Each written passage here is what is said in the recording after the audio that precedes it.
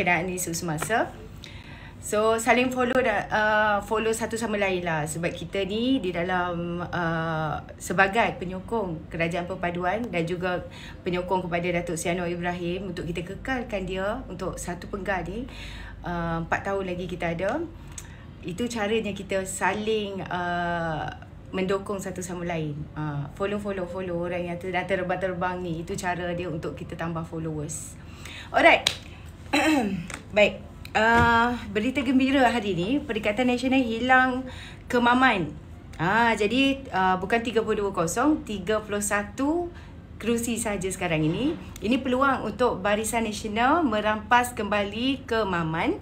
Dan Mahkamah benarkan petisyen pilihan raya untuk Barisan Nasional. Jadi ini menandakan bahawa follow suratan. Okey, saya nak follow suratan takdir. Okey, dan follow. Okey, PAS dan rasuah undi berpisah tiada. Inilah apa yang kita nampak semalam, apa yang berlaku. Semalam pula hari ini, iaitu Mahkamah Pilihan Raya membatalkan kemenangan calon Perikatan Nasional, iaitu alias Cik Alias Hamid namanya. Tak silap saya, betul kan kalau saya salah nama calon MP di Kemaman tu. Dan kerusi Parlimen Kemaman sendiri terbatal secara automatik. Dan sejak berkawan dengan Bersatu ni makin terjebak dengan rasuah nampaknya. Thank you Bert. Makin terjebak dengan rasuah nampaknya PAS ini. Dan sebelum ini kerusi Parlimen Kuala Terengganu dibatalkan dengan kes rasuah. Kali ini Parlimen Kemaman pula mendapat nasib yang sama. Okey, jadi sedikit lah. Sebenarnya saya tak naklah fokus ke berkenaan dengan itu juga. Ada beberapa perkara yang saya nak sentuh berkenaan dengan PMX juga dan sebagainya. Tapi kita sentuh berkenaan dengan Parlimen di Kemaman ini yang telah menjadi bukan lagi milik PAS. Dan mungkin kita akan menghadapi PRK lah tak lama lagi.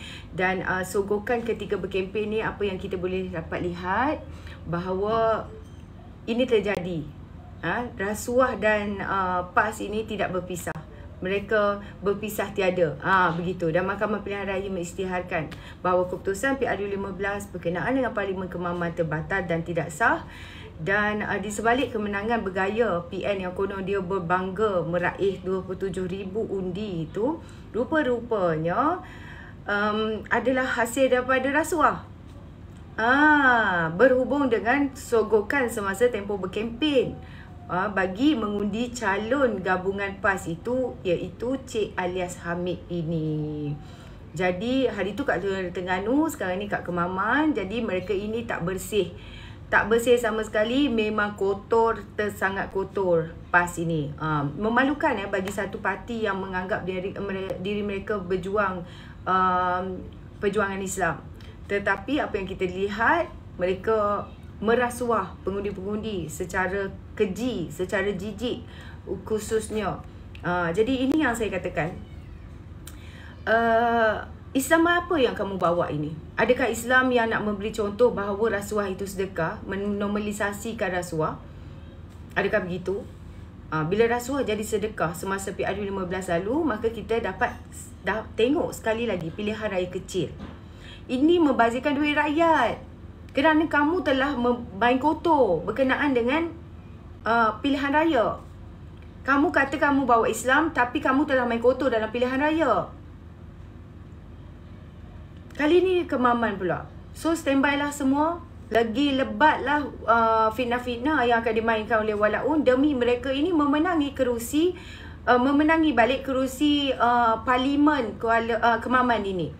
Dan hari tu Kuala Terengganu, sekarang ni Kemaman. Ali Sugar seronok sebab dapat duit masa mengundi. Betul tak? Thank you Mak Rif.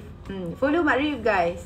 So mau bangkit dan lawan mereka ini yang merasuah pengundi, yang telah menang secara haram lah. Bagi aku secara haram lah kalau korang beri rasuah kepada pengundi. Hai Tuhai, follow Tuhai juga. Okay, so sekarang ini kita lihat PN merancang dari rencana mereka yang hebat, nak tubuh atap, nak tukar kerajaan hingga wujudkan ketidaktentuan dan gugat kestabilan di dalam negara kita ini. Kini satu persatu kita dapat lihat kerusi parlimen mereka hilang. Soon saya rasa di Sungai Kandis pun bakal hilang juga, sebab saya nampak sangat memang ada something wrong di situ lah, di Sungai Kandis tu. Ternyata lah apa yang di Borang 14 dan juga apa yang ketika di pusat pengiraan itu berbeza. Dan ini berkenaan dengan kesan rasuah itu sendiri. Kesan kuatnya mereka merasuah pengundi. Dan benarlah orang kata perancangan Allah lebih hebat. Kebenaran sudah disajikan di depan mata kita. Apa lagi yang kita nak harapkan daripada puak-puak ini? Thank you Awi. Follow Awi guys. So, sudah terbukti di mahkamah pada PRU 15 lepas kerusi di Kuala Terengganu.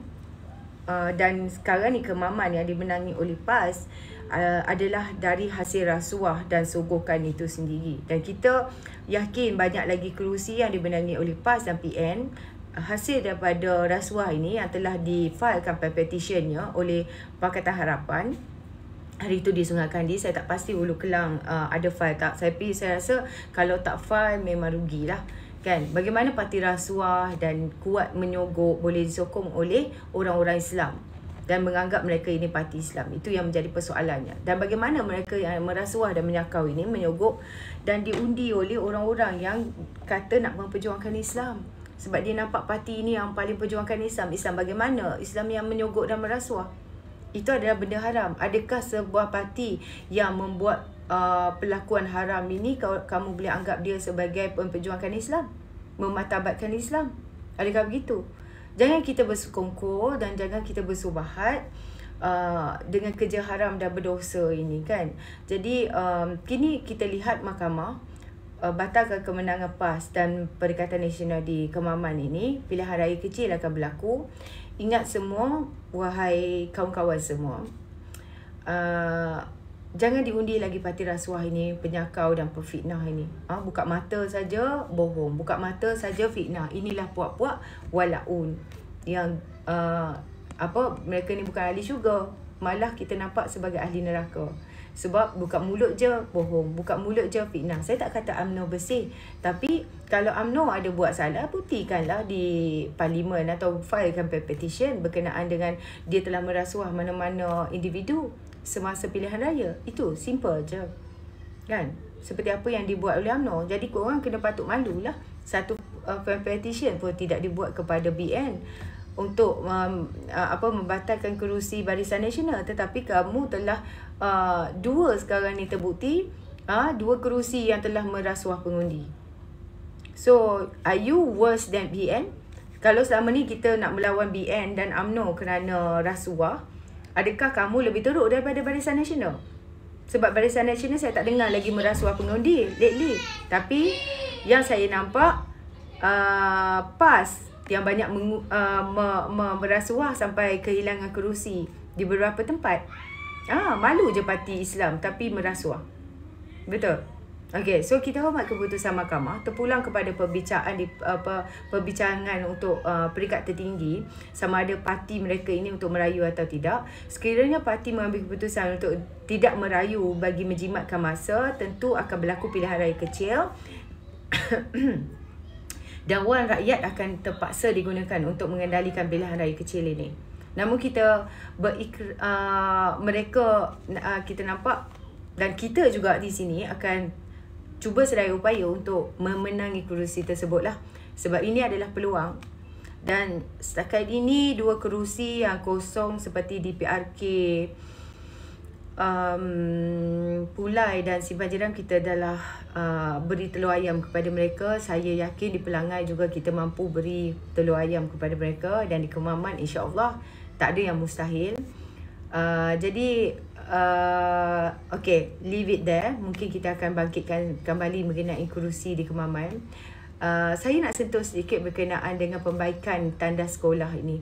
Alhamdulillah, ini adalah satu inisiatif yang baik daripada Kerajaan Madani. Cikgu dan murid mendapat manfaat. Kontraktor, terutamanya kontraktor Bumi Putra, ramai yang mendapat manfaat. Dan saya nak beritahu lah, inilah saya nampak yang kerajaan yang betul-betul bekerja untuk rakyat. even sekecil-kecil usaha seperti tandas ini pun dipandang oleh rakyat.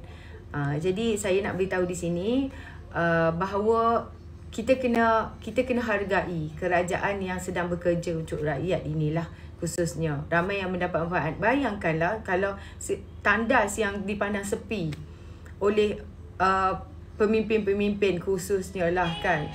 Jadi mereka ni seolah tidak terlalu menitik beratkan kebersihan tandas tu sendiri untuk mereka ni repair atau sebagainya lah. Tapi kita boleh nampak hari ini ada satu Perdana Menteri yang sanggup masuk ke tandas dan membaiki tandas sekolah untuk kebaikan pelajar-pelajar, khususnya anak-anak anda tu sendiri. Dan PMS sebut masa bulan Jun lagi tentang banyak tandas di sekolah rosak sejak puluhan tahun tanpa tindakan diambil.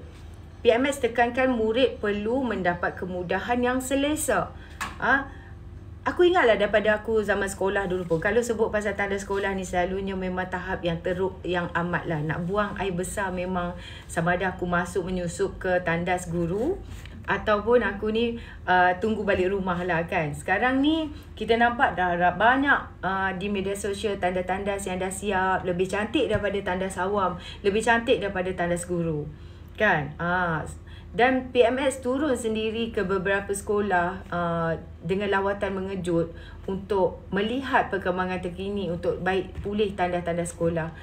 Dan alhamdulillah, tak perlu projek-projek mega, selesaikan keperluan yang asas dulu untuk rakyat.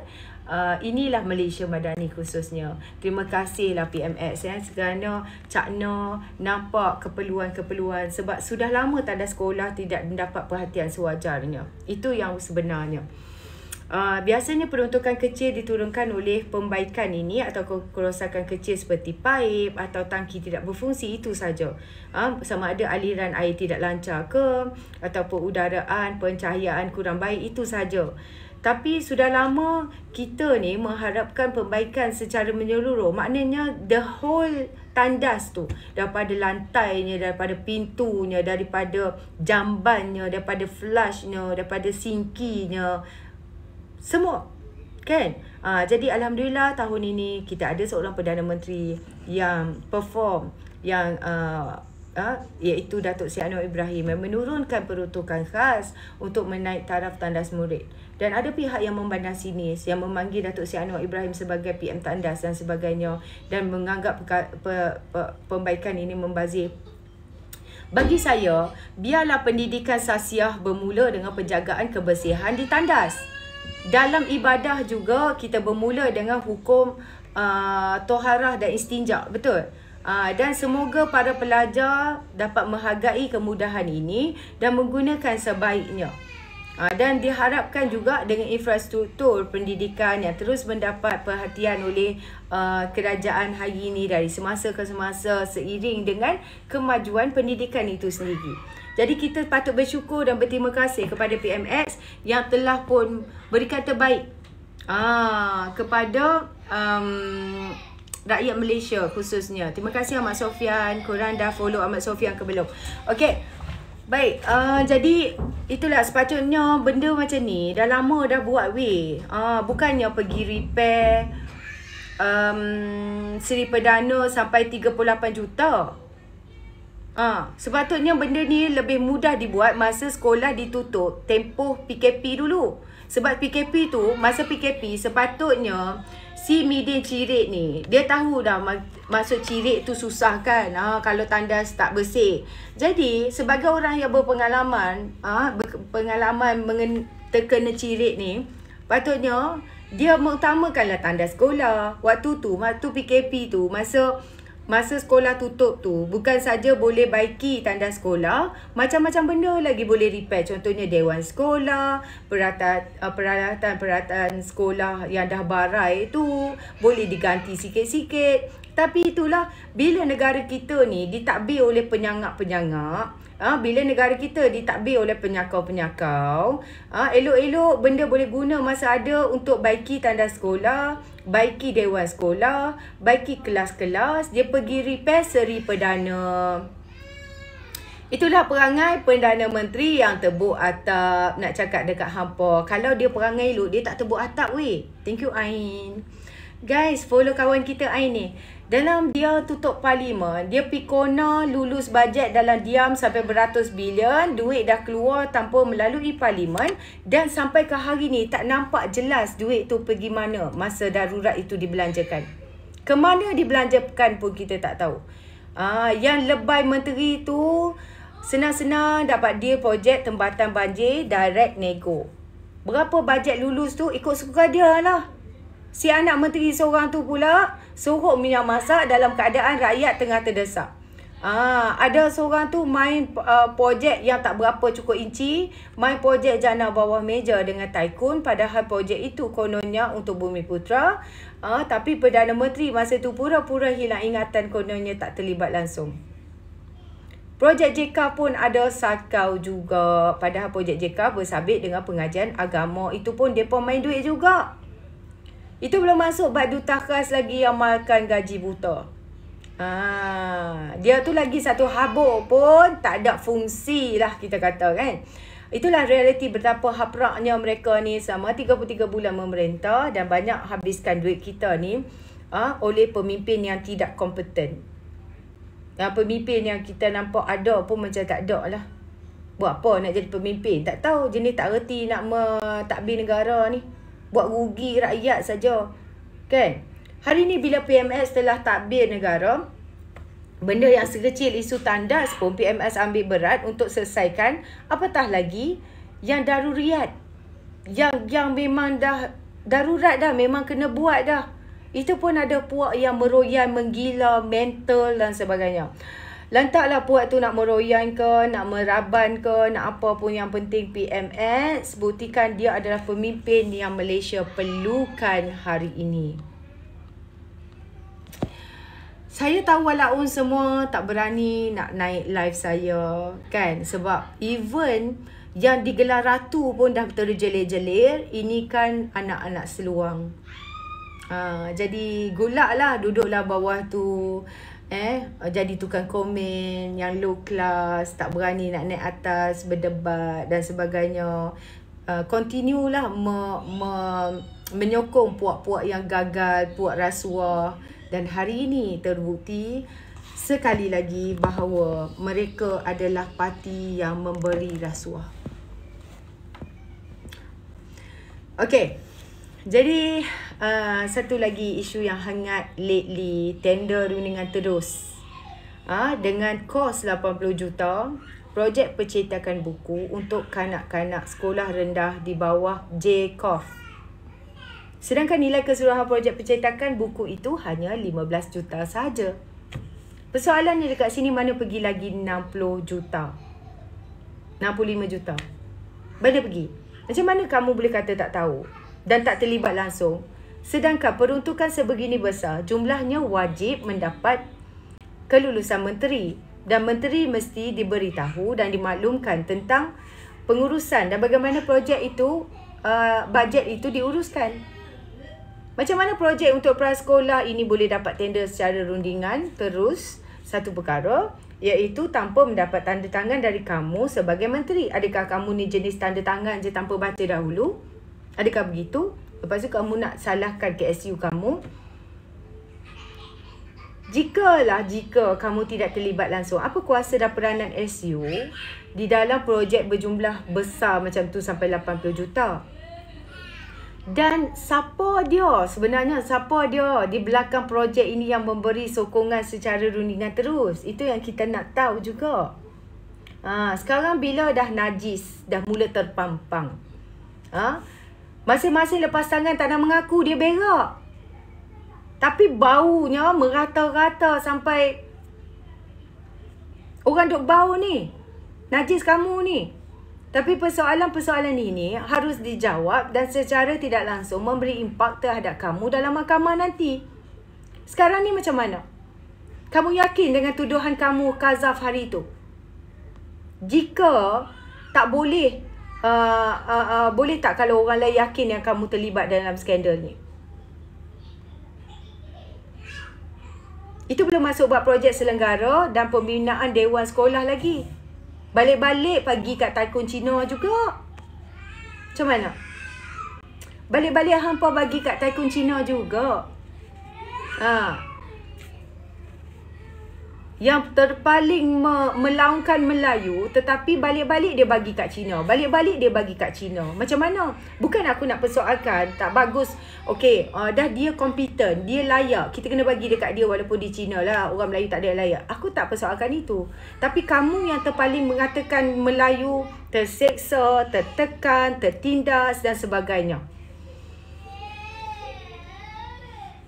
Okey. Patutlah hari tu PMX pada aku selamba je jawab. Saya tak akan tarik balik. So it is what it is. Sila buktikan di mahkamah lah, senang cerita. Dan kes Azizidin ni, katanya tender print buku Jacob 15 juta, markup jadi 80 juta. Oh tak, mak dia ada dah kat situ. Secara direct nego pada company bukan Melayu. Nak dijadikan cerita, company tu sanggup upfront dulu cash, dana PRU, kerja belum siap, katanya payment dah bayar habis. Setiausaha politik kena tahan SPRM, bermakna dia lah yang uruskan segala benda bagi pihak bos. Teknik siasatan yang mudah iaitu sita, beku aset, suspek. Habis semua berpaling tada. Betul? Senang je. Nak tahu punca, nak tahu siapa dalang dia, orang yang kena tangkap hari tu, orang yang kena tahan hari tu, SPRM buat apa? Guys, follow orang yang berterbangan ni, orang yang sedang bagi gift ni, follow dia orang. Follow each other. Dan orang yang di follow juga, kena follow orang tu balik lah. Ya betul. SPRM, teknik siasatan dia mudah saja. Sita, beku aset suspek. Habis akan berpaling tada, akan bocorkan berkenaan dengan apa saja maklumat lah. Saya nak tanya, siapa yang boleh tahan baik? Kalau tinggal selai pinggang, dah kena siasat, dah kena beku aset, dah kena beku account bank dan sebagainya. Jadi selepas jana bawah meja, kita mendapat satu lagi story berkenaan dengan pemimpin PN ni lebih suka bantu bukan Melayu daripada bangsa dia sendiri. Nampak tak? Bila sampai waktu Melayu diperlakukan begini, maka berkokoklah hidup Melayu. Dan satu lagi saya nak sampaikan di sini pada saya berkenaan jana bawah meja ini is a slight project lah. Bukan slight project lah, it's a huge project, but there's more. Banyak lagi sebenarnya. Guys, follow orang yang berterbangan ni, Hawa, Syaful Nizam dan sebagainya. Follow mereka guys. Okay, jadi apa yang saya nak sampaikan di sini adalah banyak lagi projek under the carpet yang akan terbongkar tak lama lagi. Sebab itu mereka ni tak habis-habis nak tebuk atap, nak buktikan bahawa mereka ni adalah satu kerajaan yang bersih lah pada satu masa. Dan ini akan mencemarkan reputasi mereka ni untuk PRU 16 ini.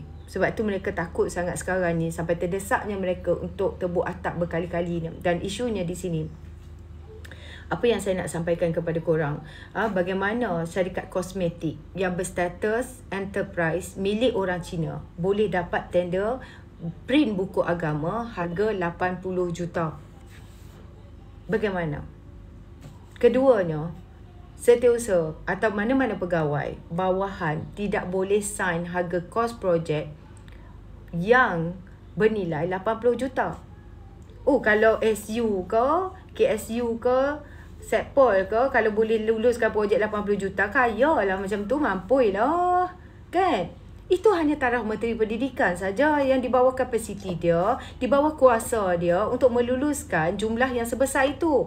Tender 80 juta guys, hampir 100 juta tu. Hampa ingat? Bukan KSU, bukan bendahari, bukan PPD. Ini taraf menteri. Kontrak tender jana bawah meja, PN, beri kapek Cina jual perabot. Lah ni kontrak cetak buku pula. Buku agama pula tu dibagi pada orang Cina yang syarikatnya syarikat kosmetik guna bawah status enterprise. Parti Bersatu PAS Cina Gerakan ni nak selamatkan Melayu ke? Atau memang nak pergunakan orang Melayu saja? Lau nak samakan Melayu Islam? Kononnya, kalau Cina kafir duduk kata kat DAP. DAP, saya tak dengar pun mereka ambil mana-mana projek Rundi Terus. Tak ada lagi saya dengar projek Rundi Terus daripada so far, daripada PH1 pun. Dia rosak negara. Rosak negara kerana mereka yang telah memerintah secara tebuk atap. Rakyat ingatkan nak tolong bangsa Melayu, rupanya mempergunakan Melayu. Sedih guys. Sedih. Kan? Sebarkan SSM, syarikat ini betul milik seorang Tengku, 2 orang yang Kelantan dan seorang Cina. Jika benar projek buku Chekhov itu dapat kepada syarikat itu, memang tak patutlah syarikat kosmetik dan bukan orang Islam dapat kontrak cetak buku agama. Itu yang jadi persoalannya sekarang ini. PN dan PAS bersatu kata mereka memperjuangkan hidup Melayu. Tak ada syarikat printing Melayu yang berjaya kot dekat Malaysia ni ke macam mana? Siapa ada info tender tu, share lah. Kok boleh lah kan, share kan info tender tu. So itulah sedikit. Kalau rasa nak tambah silalah naik atas. Ada orang nak naik. Harap-harap dia lau. Hai Wilson. Lama pula tak dia mendaki ke puncak. Assalamualaikum.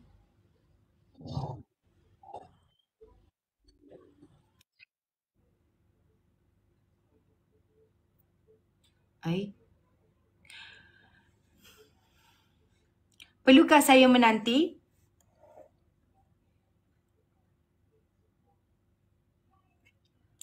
Perlukah saya menanti encik ini untuk bercakap ni? Ataupun perlukah saya teruskan? Bagi dia 1 minit. Okey, silakan Encik Suhaimi. Betul.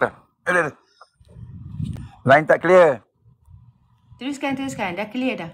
Line tak. Clear dah. Clear. Suara dengar dengan baik. Jangan jadikan alasan. Silakan. Yalah, masalah PAS ni.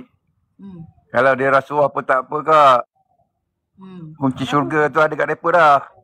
Teruskan dengan hujan. Saya mendengar. Kita pegang kunci syurga. Buat rasuah pun tak apa, makan rasuah pun tak apa.